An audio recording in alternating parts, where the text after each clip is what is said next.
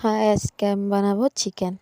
তার জন্য আমি রসুন বাটা, আদা বাটা, পেঁয়াজ কুচি কুচি করে, শুকনো লঙ্কা দিয়ে দিয়েছি তেলে। এখন আমি ভাজবো 5 মিনিট। ভেজে পেঁয়াজটাকে অল্প নরম নরম বানাবো। তারপর দিয়ে দেবো আমি আলু, তারপর দিয়ে দেবো আমি ক্যাপসিকাম, এসব দিয়ে চিকেন দিয়ে দেব। চিকেন আমি আগে থেকে ধুয়ে রেখেছি ভালো করে। এখন দিয়ে দেবো আমি নুন, তারপরে দিয়ে দেবো হলদি।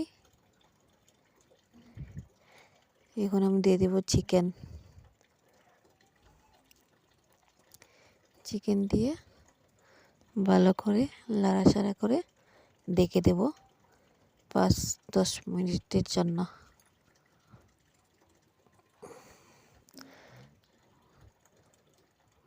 ভালো করে নেড়ে দিয়ে দেব ডেকে।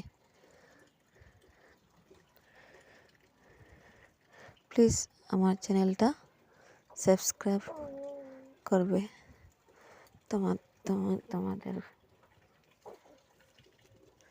তোমরা সাবস্ক্রাইব করবে প্লিজ। এখন দিয়ে দেবো আমি কাশ্মীরি লাল লঙ্কা, দিয়ে দেব ধনে গুঁড়া,